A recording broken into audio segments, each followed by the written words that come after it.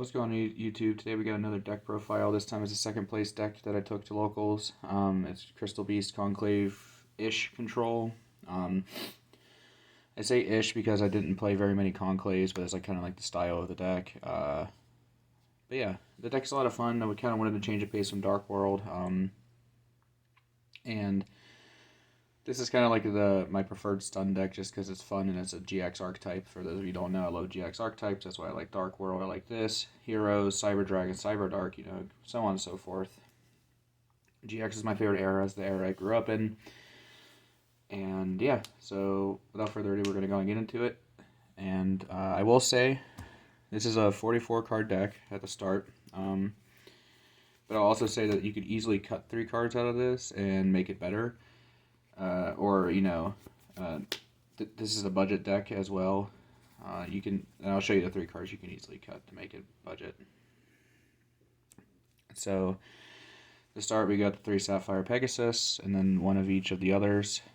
I kind of wanted to play an extra Cobalt Eagle, but I didn't have one on me, and I should have just played the extra name and being like a Topaz Tiger or something. But I did miss the extra level 4. It came up a few times with Crystal Bond specifically. And then for the other Crystal Beast cards, we got 2 Crystal Beast Rainbow Dragon and then 1 Rainbow Dragon. You're never actually making Rainbow Dragon, you're just using it so you can actually activate Wigging of the Crystal Ultimates. So you only need the 1.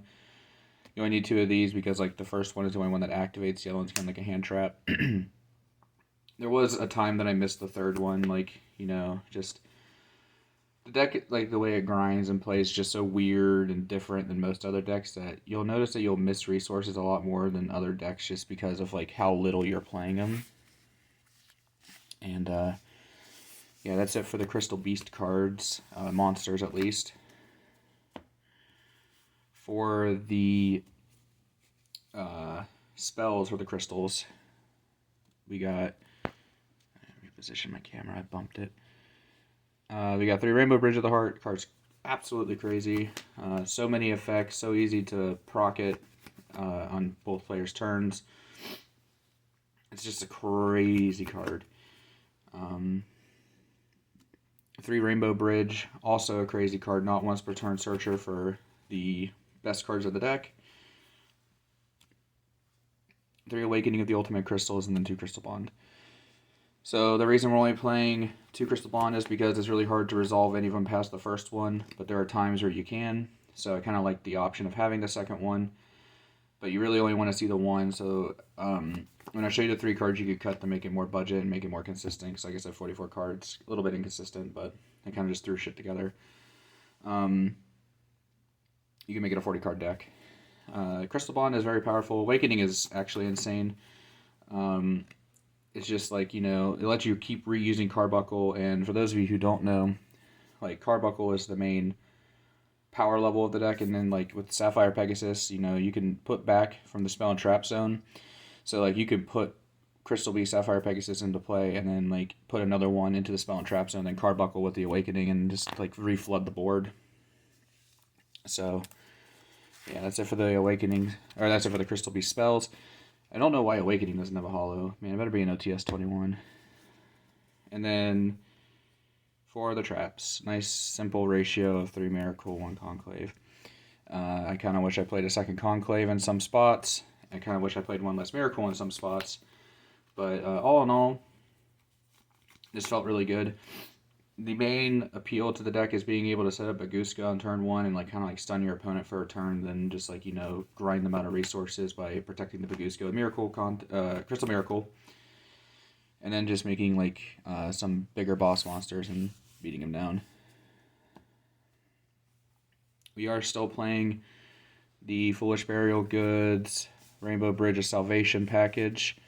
And the 2 field spells I went with, since Mystic Mine is now banned, was the 1 Zombie World and then the 1 Necro Valley. So, just having access to Necro Valley in the deck is crazy strong. It does hurt some plays, but it hurts other decks a lot more. And then Zombie World is the anti-flu card, but it's also just not the worst against some decks. If your Necro Valley gets outed by things like the Tear Lament spell that, was it Heartbeat, you at least have a zombie world to really like deny them their own fusion, since they require aqua monsters. You can make them all zombie. As I said, it's good against flu. And then it's also just very generically good against other just like rogue decks over the meta decks. But I couldn't really think of another field spell I wanted to play. I didn't want to play a second copy of Necro Valley, just because I wanted the variety. Losing Mystic Mine was a pretty big hindrance to this deck because like mine was just a win condition, but you don't really need it. It was just nice to have. But the second field spell can be just dependent on your locals. Like Zombie World's very good for mine. So the next card is our consistency card, and this is not the card I think you cut. I think it's pretty mandatory as Pot of Prosperity. You could probably swap this with Extravagance if you're really playing on a budget, and that's fine. You know, everybody has their own set budget, so you could play Extravagance. Your extra doesn't truly matter, and you can just play extra copies of the cards outdue, like Baguska, because like you can play 3 of it for relatively cheap. So, but if you have the Prosperities, play them. Card's crazy. Your extra doesn't really matter. It just digs you to your resources very easily. And that's what you really need for this kind of deck, is just consistency and seeing your random play. The card that I think you could cut was Fenrir. I rarely ever made this card, like summoned this card, or like had it do anything meaningful to the board other than just be a level 7. And you'll see in the extra deck why that mattered, but Fenrir in theory was just a way to help get out of the early stages, help put a little bit of extra pressure on the board. But it never really came up where like it was the reason I won a game. I think I've only summoned it a handful of times, and like one time I just got Regeki'd outright. So I don't think that like you really need to play the Fenrirs. You could probably just cut down this to 41, make it more consistent. Or I saw a YCS, the remote duel event. The guy taught using the Mathmat cards. I really like that idea. It gives the deck like an extra layer of versatility. And I kind of wish I played that version. I just didn't feel comfortable because I didn't really like what it was doing, but I understand the idea behind it. I do like it in a sense, but I don't in another, if that makes sense. And then this could be a floodgate spot if you wanted to play 44 cards because you're playing such a hard brick in the Rainbow Dragon, because if you have that in hand, you cannot activate the Crystal Beast Rainbow Dragon. And that was my ideology of playing 44 cards. I only drew Rainbow Dragon once in the entire tournament, so it helped in that sense. But Fenrir, you can easily cut this for just like a floodgate, or you could cut it for other like board breaker style cards, you know, just whatever, if you wanted to stay at 44. So other than that, this deck is pretty budget. So I like to provide more budget-friendly decks. And then we have the 3 Ash Blossom. This is our hand trap lineup. 3 D Shifter, 3 Imperm. So we're playing the 2 most generic hand traps. Let me try to get back into focus. There we go. We play the 3 most generic hand traps that this deck can play. Ash is sometimes very powerful. Most of the time it's not very great, but it can like stop a pivotal part. People don't respect Ash much anymore, so it's really nice to play for that reason. Shifter, I don't need to explain that. Shifter's overpowered. It's very good. It does not need to be hit, even though it is like it's. Oh, I just bumped the camera again. As I do say, it is very overpowered. It's very game ending, but also against certain decks, it just absolutely does nothing. So I don't think that this needs to be hit. And then Infinite Impermanence is just the most generic, like most powerful hand trap. Yeah, I'd play Impermanent pretty much anything going forward. It's just such a strong card. Yeah, the real strength of this deck is you get to play Shifter. So it is a little awkward when you make Baguska with Shifter, though, because your materials get banished and it kind of like removes a part of the grind. But you can play through or around that better. So yeah, we're going to go on into the extra deck. 1 Abyss Dweller. Honestly, kind of wish I played 2. Just for the grind game against Tier. We got the 1 Exiton Knight. 1 Gaga Cowboy for time. Never made it. I did actually make it, but not for time. I made a mistake on saying that. I made it for the last like 600 points of damage, which is really funny. Like a lot of older players know that if you say reveal Cowboy from extra deck, most people would scoop before you even got to see it, so I got to do that this weekend, but I actually showed my opponent. It's really funny.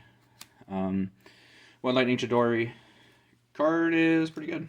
It's a double removal for the back row decks, or even like just things like Sprite. Really good card. Like Dragon Agnister, just spot removal for the deck. You know, you have a lot of small bodies. It's nice to be able just to have a clean removal. The Bagooska, not much to say about this. This is kind of like the main win condition of the deck. And then Tornado Dragon as an extra way to help deal with the back row decks that people might play, or just deal with sideboards, because this can goes and match. Now we're playing as a really hard dedicated Zeus engine. All of your rank 4s, except for like Bagooska, you can make into a Zeus, and none of them detach 2 materials to activate their effects. So you get the real cool access of playing the 1 Borbo, 1 Chakanine, and then I play 2 Zeus. The first Zeus you can make after you use something like Exciton as an example, or you Bagooska stall for a turn, you turn to attack this, and then put it here. And then nobody expects the second Zeus, which this can make as a 2 material Zeus, or 2 white Zeus with 4 materials. So I really like the ability to do something like that in this kind of deck. It does hurt your deck as well as Zeusing, but like if you're playing Bagooska and Dweller, you're stunning your opponent out of all their good plays anyway, and then you're wiping the little board that they had. And that can usually put you into a good enough spot where you could just like continue to grind them out. It's also really easy to protect the Zeus in this deck from things like Imperm and Dark Ruler because of Crystal Miracle and Conclave. So I just keep bumping this tripod. For the links, we're playing the Ling Karibo. This is respect for Ibly. Don't necessarily outright lose to it, but definitely don't want the headache of dealing with it. We have a Nightmare Cerberus for our opponent's Bagooskas, because while you play it as your win condition, it is a little hard to set up through their own Bagooska, and when you shifter them, that's usually the typical play they make. So being able to have like the out to it is very nice. BLS Link, this is the main reason that Fenrir was important as a 7. Just like this card is really hard to out for a lot of decks, especially when it gets the first attack in, becomes 4,500. That's bigger than most access code talkers get in the format if anybody's even still playing it. And then being able to just banish something is very crucial. And then the last card I played was Goddess to help out things like the Arrival Cyber. So if anybody's playing towers-like monsters, or just having a generically gigantic monster that can lock out the field for a turn. None of these ever got summoned except for the BLS Link. I should say that.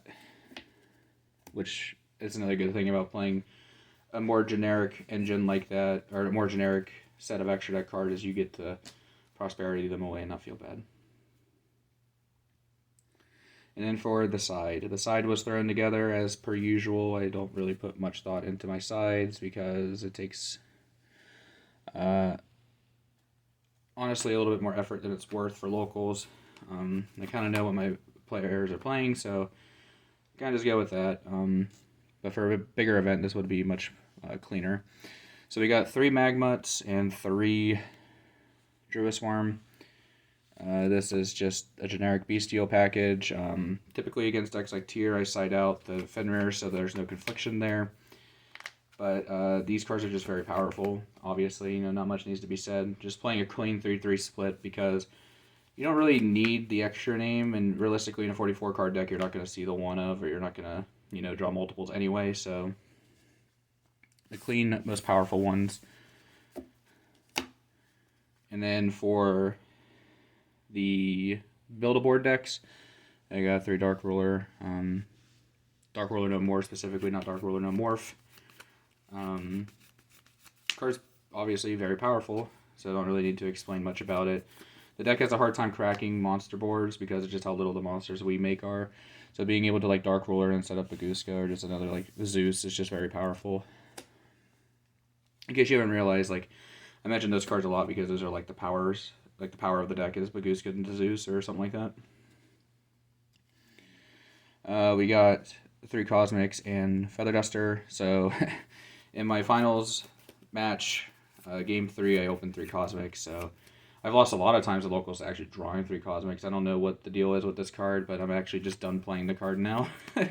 Realistically, I shouldn't do that, but I'd rather just play a board breaker in this spot anyway, or more going first cards, because I only sided 2 going first. I figured like my going first was just strong enough to not have to really overside, and I could just make the bad matchup, which is tier, a little bit better with my last 2 cards, which my last 2 cards were 2 copies of D-Fisher.